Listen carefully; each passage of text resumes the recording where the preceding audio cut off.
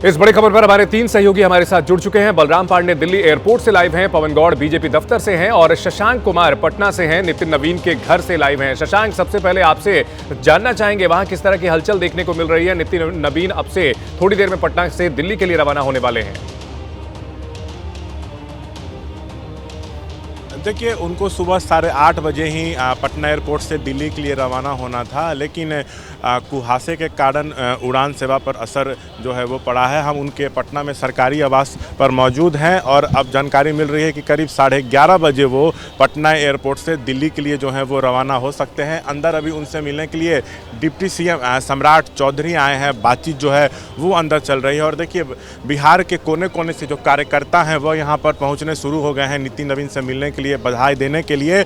जो यहाँ के स्थानीय नेता भी हैं वो भी बेहद जो है वो उत्साहित हैं। पहली बार बिहार से जो है राष्ट्रीय कार्यकारी अध्यक्ष जो है वो बनाया गया है और उम्मीद जताई जा रही है कि यही अगले राष्ट्रीय अध्यक्ष होंगे पार्टी के। देखिए, ये सामान्य पदस्थापन नहीं है, बल्कि पार्टी के भीतर भरोसे, संगठनात्मक परिवर्तन एवं आने वाले चुनावी दौर की जो रणनीति है उसके संकेत हैं। अब बीजेपी में जनरेशन नेक्स्ट का काल जो है वो शुरू हो गया है। चर्चा इस बात की थी कि किसी दलित या पिछड़े जाति पिछड़े को जो है बनाया जा सकता है, लेकिन सवर्ण जाति से आते हैं, कायस्थ हैं, उनको बनाया गया है। युवा चेहरा है, बड़ी जिम्मेदारी है। तो करीब 11:30 बजे के आसपास दिल्ली के लिए रवाना होंगे और उसके बाद एयरपोर्ट पर वहाँ भव्य स्वागत उनका होना, फिर पार्टी दफ्तर जाएंगे। जी, हमारे साथ पवन गौड़ भी हैं, बीजेपी दफ्तर से हैं। पवन, अगर बात की जाए, जैसा कि शशांक बता रहे थे, जैसा कि उम्मीद की जा रही थी, कोई ओबीसी हो सकता है, कोई दलित हो सकता है, लेकिन नाम सामने आया नितिन नवीन का। आखिर क्या चीजें उनके पक्ष में गई, क्या समीकरण उनके पक्ष में गए हैं? देखिए चंदन, सबसे पहले जिस तरह से केंद्रीय नेतृत्व का भरोसा उन्होंने जीता है, उन्होंने सबसे पहले अपनी जो राजनीति है वो युवा मोर्चा से शुरुआत की। विद्यार्थी परिषद में रहे, युवा मोर्चा के वो बिहार के अध्यक्ष रहे। उसके बाद में वो विधायक हैं, 5 बार के विधायक हैं। अब वर्तमान में जो है वो बिहार सरकार के मंत्री हैं। उसके साथ साथ जब 2024 में छत्तीसगढ़ विधानसभा चुनाव हुआ था तो वहाँ के चुनाव सह प्रभारी थे और उन्होंने जिस तरह से वो लगातार जो ग्राउंड की रिपोर्ट दे रहे थे, आपको याद हो तो छत्तीसगढ़ को लेकर तमाम जो न्यूज चैनल्स हैं या जो तमाम जो एजेंसीज वो कह रही थी कि कांग्रेस और भूपेश बघेल सरकार फिर से रिपीट होगी, तो वहीं नितिन नवीन कह रहे थे कि बीजेपी सरकार बनाने जा रही है और वहां की ग्राउंड रिपोर्ट लगातार केंद्रीय नेतृत्व को दे रहे थे। तो उससे अमित शाह और केंद्रीय नेतृत्व जो है अच्छा खासा प्रभावित हुआ। और उसके बाद में अभी भी उसके बाद में वो छत्तीसगढ़ के प्रभारी भी हैं। आप मेरे पीछे जो है वो आप देख सकते हैं कैसे बीजेपी में एक जनरेशन शिफ्ट हुआ है। उसकी बात करें तो यहाँ पहले बीजेपी अध्यक्ष जेपी नड्डा और यहाँ प्रधानमंत्री का पोस्टर हुआ करता था और अब इसके बीच में नितिन नवीन का पोस्टर भी इसमें ऐड हो गया है। यानी कि आज से जो है वो बीजेपी के अंदर एक बड़ा परिवर्तन जो अगली पीढ़ी है वो टेक ओवर करने जा रही है, क्योंकि प्रधानमंत्री हमेशा युवाओं के लगातार अपनी बात करते हैं।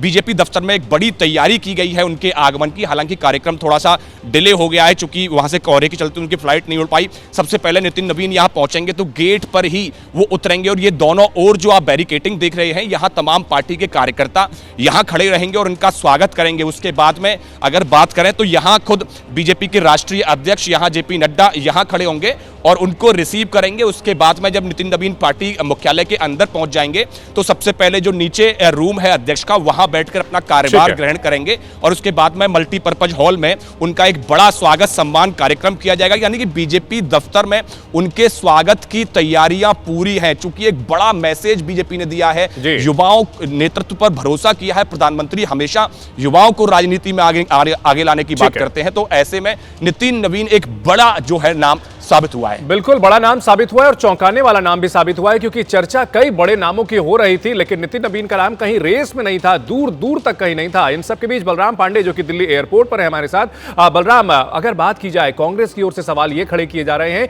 कि भाई बीजेपी में लोकतंत्र नहीं है। नितिन नवीन को अचानक जो अध्यक्ष बनाया गया है उसको लेकर, कार्यकारी अध्यक्ष जो बनाया गया है उसको लेकर के एक तो ये बताइए कि इसको लेकर के क्या कहा जाए, लोकतंत्र वाली बात जो कही जा रही है, और दूसरा एयरपोर्ट पर किस तरह की तैयारियां दिख रही हैं क्या उनके स्वागत की?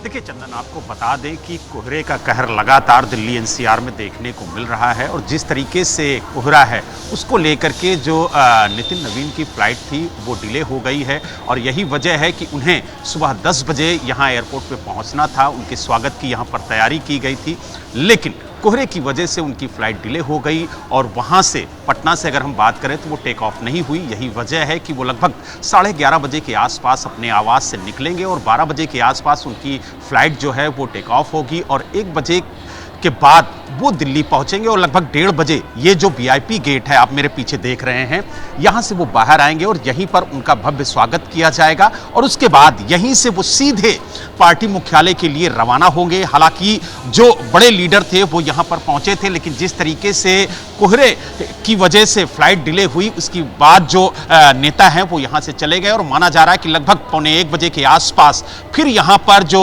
भारतीय जनता पार्टी के सीनियर लीडर हैं, जो कार्यकर्ता हैं, वो यहां पर नजर आएंगे और यहीं पर नितिन नवीन का स्वागत किया जाएगा और उसके बाद वो पार्टी मुख्यालय के लिए रवाना होंगे।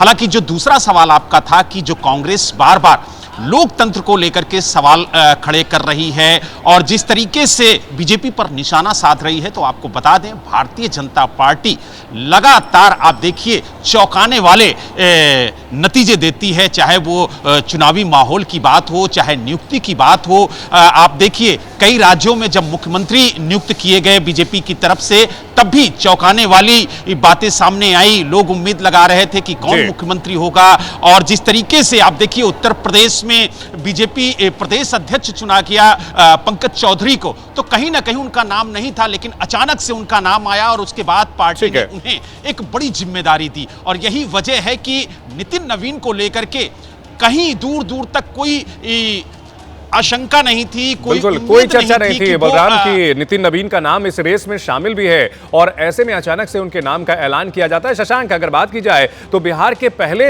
नेता जरूर हैं जिनको कार्यकारी अध्यक्ष की जिम्मेदारी गई है, लेकिन जेपी नड्डा भी, उनका भी बिहार कनेक्शन रहा है और पटना से उनका गहन रिश्ता रहा है। तो क्या यह माना जाए कि वो रिश्ता ही यहां पर काम आया है कि एक चेन पूरी दिखती है? देखिए, जेपी नड्डा भी जो है करीब 20 वर्षों तक पटना में रहे, उनकी पढ़ाई जो है यहीं पे हुई। तो अब नितिन नवीन जो है वो राष्ट्रीय कार्यकारी अध्यक्ष जो हैं वो बनाए गए हैं, जो बिहार से हैं।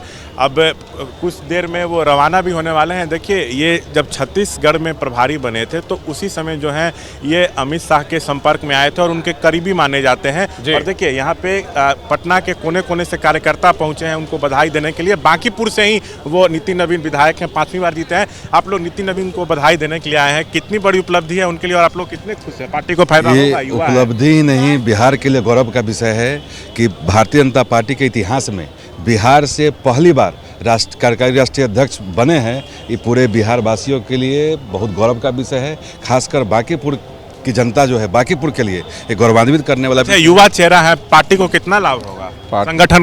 संगठन को तो इतना लाभ होगा कि युवाओं को तो माने हम लोग का जैसा युवाओं आज डेट में नितिन नवीन जी के कितने खास थे और आज यही हम मनौती करते हैं कि पूरी देश में युवाओं का बोलबाला हो। मतलब यही बीजेपी है कि एक जो सामान्य कार्यकर्ता है उनको सीधा बीजेपी का बॉस बनाया। बस युवाओं का जितने बोलबाला होगा बहुत आगे। क्या लगता है राष्ट्रीय अध्यक्ष ही होंगे? बहुत बहुत बहुत सुंदर, हम लोगों को काफ़ी खुशी है भीतर से, हम सभी बिहारियों को खुशी है और भारत में बहुत अच्छा होगा। देखिए, जो स्थानीय कार्यकर्ता हैं बीजेपी के, बेहद उत्साहित हैं इस फैसले से और इन लोगों का कहना है कि पार्टी को मजबूती मिलेगी, संगठन जो है वो और मजबूत होगा। जी बिल्कुल, संगठन मजबूत होगा ये कहा जा रहा है। इन सब के बीच अगर पवन गौड़, अगर बात की जाए नितिन नवीन की, नितिन नवीन को लेकर के बहुत ज्यादा चर्चा नहीं थी, लेकिन जो बड़े नाम जिन पर चर्चा हो रही थी वो पूरी तरह से दरकिनार कर दिए गए। इसमें चर्चा शिवराज सिंह चौहान की हो रही थी, भूपेंद्र यादव की हो रही थी और भी तमाम नाम थे जो कि रेस में थे। आखिर क्या चीजें ऐसी रही हैं जो कि नितिन नवीन के पक्ष में गई हैं? क्योंकि अगर बात की जाए 5 बार के विधायक वो जरूर हैं, लेकिन कोई शोर शराबा नहीं था, कोई हंगामा नहीं था उनके नाम पर। देखिए चंदन, सबसे पहले आपको बता दूं कि जिस तरह से, क्योंकि चाहे वो संघ हो या बीजेपी हो, वो लगातार चाह रहे थे कि जो राजनीति है उसमें युवाएं आए, युवा आगे आए और युवा जो है नेतृत्व करें। क्योंकि अगर भारत की बात करें तो 65% आबादी जो है वो युवाओं की है। तो ऐसे में पार्टी और संघ दोनों ही ये चाहते थे कि कोई युवा जो हो वो पार्टी का नेतृत्व करे। तो उसको लेकर लगातार युवाओं की तलाश पार्टी और संघ की तरफ से शुरू की गई और तमाम जो चेहरे हैं उन पर कई सारे नामों पर चर्चा किया गया कि युवाओं के बीच से बेहतर जो है वो कौन एक चेहरा होगा जिसपे पार्टी और संघ जो है आगामी नेतृत्व के रूप में में उस पर भरोसा जता सकती है। तो ऐसे में जब चर्चा शुरू हुई तो उसमें एक नाम नितिन नवीन का आया। जैसे कि मैंने जिक्र किया, छत्तीसगढ़ चुनाव के दौरान लगातार जब एक तरफ तमाम जो लोग हैं वो छत्तीसगढ़ में भूपेश बघेल सरकार को रिपीट होने की बात कह रहे थे, तो वहीं जो है नितिन नवीन वो एक नेता थे जो कह रहे थे कि छत्तीसगढ़ में बीजेपी सरकार बनाएगी और ग्राउंड पे ये ऐसे हालात हैं और ग्राउंड की जो रिपोर्ट लगातार केंद्रीय नेतृत्व को दे रहे थे। ठीक है, निश्चित तौर पर, लेकिन ऐसे कई नेता हैं जो कि पार्टी में अलग अलग जगह जीत दिलाते आए हैं, लेकिन फिर भी नितिन नवीन को जिस तरह से कार्यकारी अध्यक्ष बनाया गया है, बेहद चौंकाने वाला फैसला है और माना यह जा रहा है कि ये अगली पीढ़ी को कमान सौंपने की कवायद की जा रही है बीजेपी में। बहुत शुक्रिया आप तीनों का इस बड़ी खबर पर हमें हर अपडेट देने के लिए।